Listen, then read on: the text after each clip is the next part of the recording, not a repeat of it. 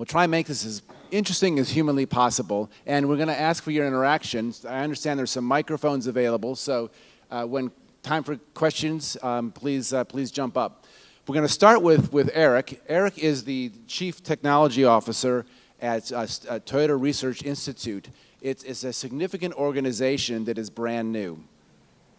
So he'll explain that contradiction in a moment, but he is from Cambridge, and he has a really interesting background from building all kinds of robots at Carnegie Mellon, and many of you know the history of that organization, to DARPA, to his own startup. So he has the startup experience that many of you have gone through.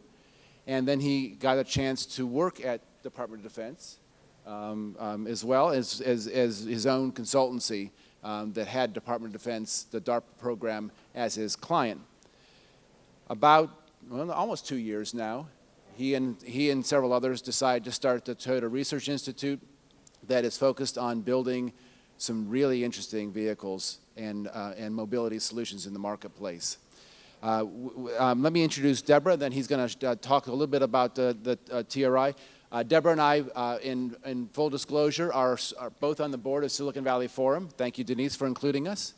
And Deborah and I have known each other for a number of years. She has been with IBM for a very long time, longer than I've been at Deloitte. And she is focused on the venture capital group, and that has evolved over time, I would say, of what the focus is of IBM. And she can explain a little bit about that.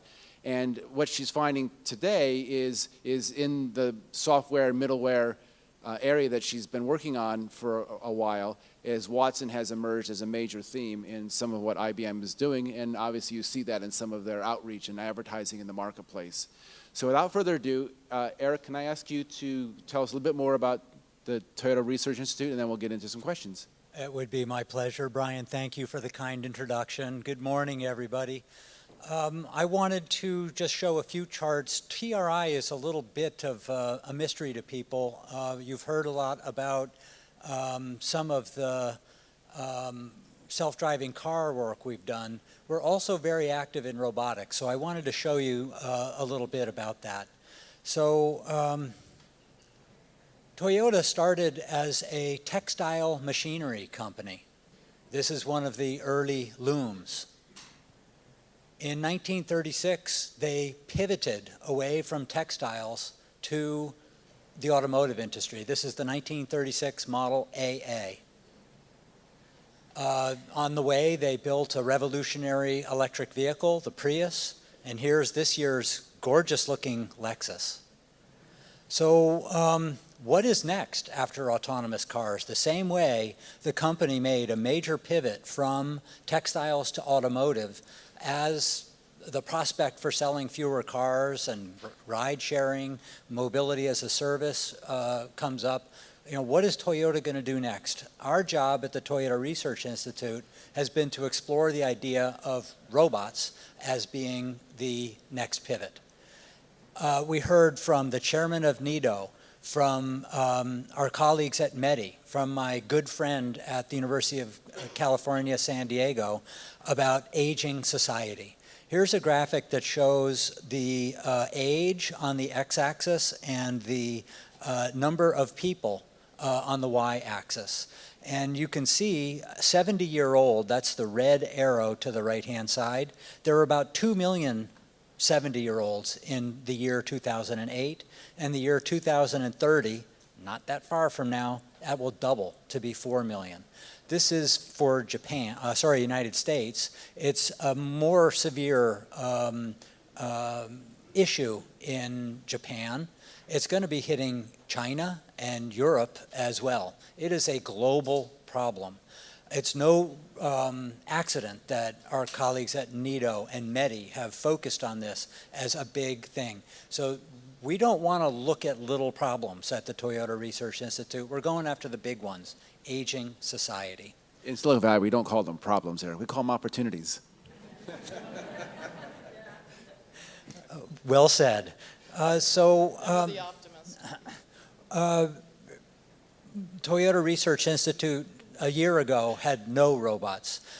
We've now got a bunch, including a huge number in simulation. We believe that one of the key approaches that needs to be taken to achieve reliability is simulation. So you don't really get to benefit from the experience of one robot or 5 robots or 10 robots doing testing.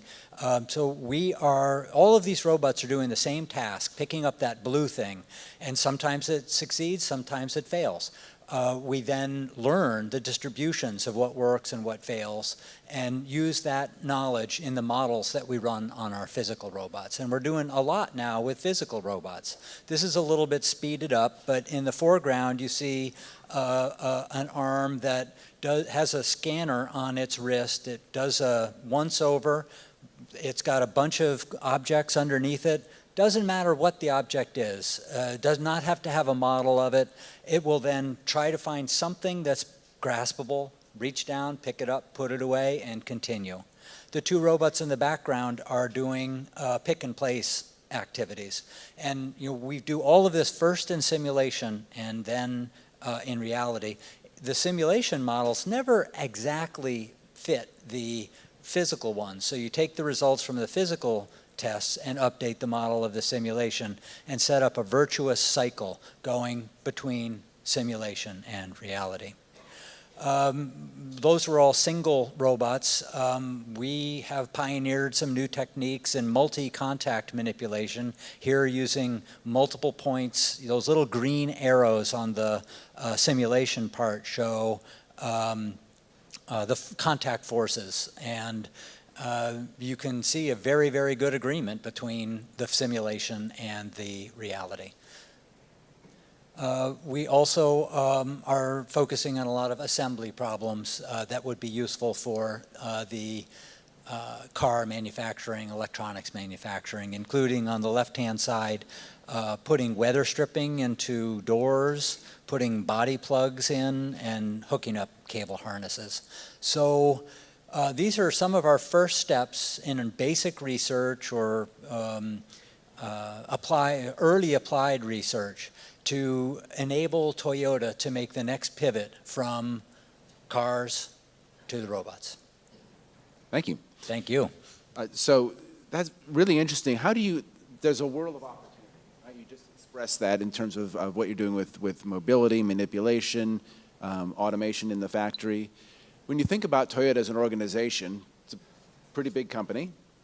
Where do you start in terms of how you think about where to apply what you're thinking about, what you're working on to the real world? And what does that process look like for Toyota? Well, I represent the Toyota Research Institute, which is a small part of Toyota, really a grandchild if you look at it financially or legally. And so I couldn't speak for the corporation. But TRI, as I mentioned at the beginning, is trying to pick some of the biggest opportunities that could be really beneficial, not just to the company, but to society. Toyota has always had a culture of trying to improve society, and TRI is following that same pattern. Great. Thank you. Deborah, you've been working with startups for a long time in Silicon Valley and around the world. Describe a little bit for me about what you do sort of day to day so the audience understands it better, but also tell a little bit more about your point of view and how startups can work with you in the software business that IBM is creating with Watson and others. So tell us a little bit more about that program. Sure. So we have a couple different ways to connect with people in the ecosystem. My main job is to have built a network of relationships with venture capitalists here in the Valley, which is why I live in Silicon Valley, and around the world. And so I travel a great deal especially to emerging markets where a VC and entrepreneurial ecosystem is growing. I was just in Vietnam and Malaysia because of that.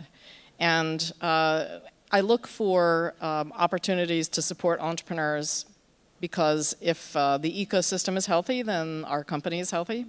We live and die by that. And I also look for potential strategic alliances or M&A targets among the startups I meet through the VCs or at events like this or through people in my network like you.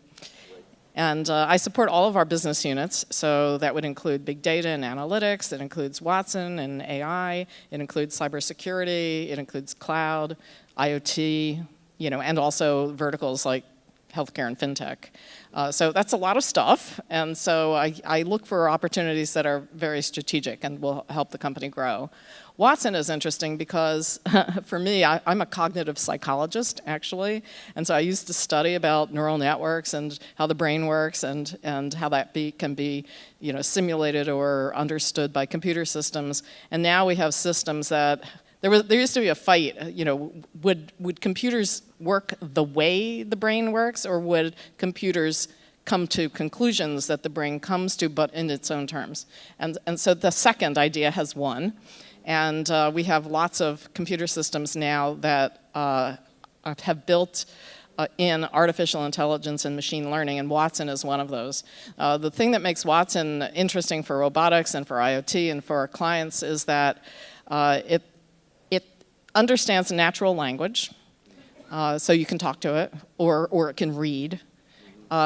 It's not deterministic, so it understands context. It knows that the world is a chaotic and confusing place and that things are not always certain, and it learns over time. And so the more information it has, the better it learns. Wonderful. So give us an example. You mentioned a couple of verticals here, self-driving cars, medicine, manufacturing, lots of different areas. Pick one of your favorites and describe how you've worked with companies in that arena and their connection to the Watson program. So just give us one of those examples of how you've worked in one of those verticals with startup companies like we see today. Sure. So normally when we go to market for our clients, we have, as you know, a very large consulting business and a very large sales force. And so when we build things for customers, we include assets from IBM and also through business partners, many of whom are startups, in order to deliver something to a client. And so we've been working with a drone company in Europe to do cell tower inspections. An IoT use case that in industrial is a big one is predictive maintenance, and that saves immense amounts of money and man hours when you can use a drone to do things like that. So we've worked with this drone company, and now we're working with some other companies that do, put in networks for mines and construction sites where you wouldn't necessarily have one. Things to improve the electrical grid. We're working with startups in all those areas. Wonderful. So if you were a startup company, long before you get acquired by IBM, you can have an opportunity to work on a program delivering something to your customers.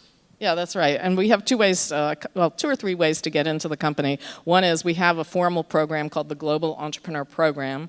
So if you would like to join that, it's free, and you can apply for cloud credits and for classes and hackathons and training. Well, my colleague is here, and we have a demo of a TJ bot named after Thomas J. Watson, right? Not TJ Rogers. No.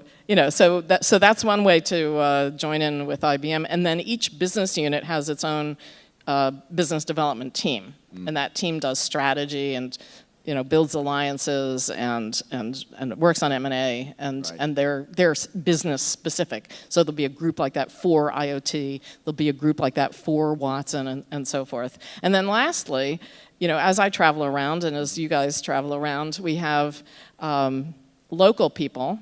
We have a whole group in San Francisco. We have a group in Kuala Lumpur. We have a group in Paris. We have local groups that have their own Facebook pages. And for example, I was just in Malaysia, and the Facebook page was announcing a TJ Bot contest winner, and also seminars on Watson in different cities around the country. So the Facebook pages are very helpful. The GEP program is very helpful, and then which program? A Global Entrepreneur Program. Thank you. You can Google IBM GEP, or just IBM and startups, it'll come up. So. Right. But you can be a seeing eye dog for a lot of startups here in the Valley. Right. So, when I meet startups through my network, I tend to screen for opportunities. We can brainstorm together about whether it's a good fit or not. If it's not, we can be honest about that. But if it is a good fit, then we can make introductions into the business units. Fantastic. Thank you. So you've been working in startups as well as your own consultancy for a number of years. So you have a feel for what it's like to be in their shoes. So tell us a little bit more about what you're trying to create at TRI, and how would it impact some of these startups, and how would you work with them in the future? Sure. So Toyota AI Ventures was recently announced and kind of spun out of the Toyota Research Institute. That is $100 million towards fostering a startup community and potentially incubating some of those companies. So that is a financial mechanism for working with them. And would you be one of the professionals looking at some of those companies? The Or is there a whole separate director team for is that? Jim Adler, and some of his staff is going to be here this afternoon. I know they're going to be neat. over with our human support robot, or the Toyota's human support robot, over in the demo Great. area. So stick around, tackle Jim. And TRI is always looking to for the best ideas. Yes. And some of the freshest, most original, most exciting, risky ideas come from them. So it's not because it's a startup, it's because it's a good idea. Right. And we have, connections through a lot of the universities. We have a big program at both MIT, Stanford, and Michigan, and we want to increase our accessibility to Right. the startups, not just to the university community. So you said you've been growing quickly from a few people to hundreds of people at TRI, and I assume that will continue to grow over time as you develop more of your products. There's an expression in the Valley called acqui-hires. You know what I'm saying when I say that? I Is do. that if you find a really great company and the people inside are geniuses like yourself, you want to bring them in, but the only way to do that is to actually bring them in as a group. Has that happened yet, or will that happen in the future at TRI? We have one example of that so far. It was actually in Cambridge, not the Silicon Valley, and a company that was formerly J-Bridge Robotics basically has merged in, and they're the guys who are writing a lot of the production quality code for the self-driving vehicles. Oh, no kidding. And just going back to the growth, TRI has never been a startup. We're staked with $1 billion over 5 years. We started with 0 people last year, and January of 2016. We're over 200 now, Wow. and hiring. Right. You said, although you're based in Cambridge, you go to Michigan and Los Altos on a regular basis. We have 3 offices. Silicon Valley is the headquarters, and just over the Palo Alto line in Los Altos. Right. We also have an office in Ann Arbor and in Cambridge, Nice. right outside our 3 university partners. Nice. So you get to see a lot. So this is the question that I thought I'd ask at the end before we take the questions from the audience, is in the next few years, pick your years, and in the research world that may be longer than 1 year, but shorter than a decade, right? So the next 5 years, let's say, name a couple of things or one thing that you're most excited about, you see that's going to be the most interesting thing that you would work on at TRI and at IBM. In 2020, at the Tokyo Olympics, you will see a very exciting, sleekly styled, futuristic car. You saw it in Las Vegas at the Consumer Electronics Show, called the Concept I. You'll see something like that, providing mobility as a service to officials, athletes, and the public. Wonderful. In 2020, Toyota, I missed this, the CES display. Is there a driver or is it self-driving? driver, Driver. so far. Okay. And also in 2020, Toyota will come out with, Toyota Motor, not TRI, will come out with the Highway Teammate in some of its commercial vehicles. In the early 2020s, a TRI launch of what would be called the Urban Teammate is planned. And for my own work... And tell me what the Urban Teammate is going to accomplish. Yeah, so not the highway on-ramps, off-ramps, lane changing, emergency braking, but dealing with a much more cluttered environment in the Urban Teammate, with a high density of obstacles, dynamic obstacles around you, and many more complications like traffic circles, four-way intersections. I'm not saying all of those are going to be in the feature, in the launch, but those are the opportunities for Wonderful. us to solve. So just so you know a little bit more about Eric and his illustrious background, he's joining his teammates in the 10th anniversary of the Urban Challenge for DARPA of moving a car around an abandoned military base without hitting anything. And you won. No. I was on the DARPA team. Carnegie Mellon hosted this thing, which I went this last weekend and celebrated the 10th anniversary of their win. And in many ways, that was a very significant beginning for Toyota's self-driving effort. Right. Open sourced a lot of the software from Stanford, and that booted Toyota's efforts in this country. So DARPA created the internet, and it will soon create the self-driving car. Congratulations, Eric. Don't forget GPS. Tell us more about one of your experiences at IBM Watson and what you're excited about in the next couple of years. Yeah, I mean, we're already at a point in the world where robots do repetitive tasks. You showed some of the things on the assembly line. That's real now. The thing that I think will happen in the future is that robots will be interacting more with human beings. So, how many people have gone around the corner to Microsoft and parked there? There's a robot in the parking lot. It's a security guard. And what did it say to you? Don't hit it. And, we're excited about the intersection between, what Watson can program a robot to do and the interaction that the robot has with people. This is interesting for, homebound elderly people. It's interesting for telemedicine. But I'll give you a fun example. We have a partnership with SoftBank for the Pepper robot. And we program Pepper to do various things. And so there is a Pepper robot being rolled out all across all of the Hilton hotels in the United States. The trial was in McLean, Virginia, so it's already happening. And the robot is named Connie, after Conrad Hilton, of course. And Watson has programmed the robot to be a virtual concierge. But it's not virtual, it's physical. So Connie is a concierge. She doesn't check you in yet, but she will. And she can recommend hotels and bars and restaurants and places to go and places to visit and tour guides and all those kinds of things. You can ask her anything. Can she get tickets to Hamilton? If you pay her enough. Excellent. She's good, and she learns over time, so she may be able to do that in the future. Excellent. Is Connie coming to San Francisco as well then? Yes, every Hilton. Wow. And is that happening now this year? It's starting to be rolled out this year, yes. Fantastic. So Connie already exists. She's in Virginia, and she'll have colleagues, clones, I guess, in different cities. But of course, each Connie will be different because each city is different. Great. So go to the 2020 Olympics to see what TRI has come up with, and look out for Connie. She's on a tear. So we only have a couple of minutes before we end this session. Let's grab a couple of questions from the audience. Anyone have a question for Toyota or for IBM?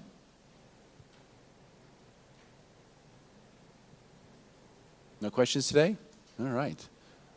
Well, look out for Eric and look out for Deborah at lunch. I think you're going to find that they are very involved with this marketplace and could help your company in yet undetermined ways, but they've been doing this for a long time in their respective jobs, and I think you're going to find that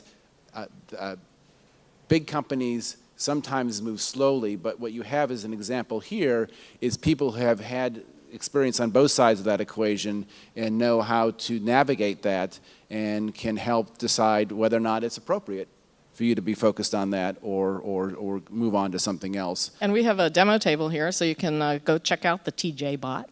Great. All right. Thank you, Deborah. Thank you, Eric. See you this afternoon.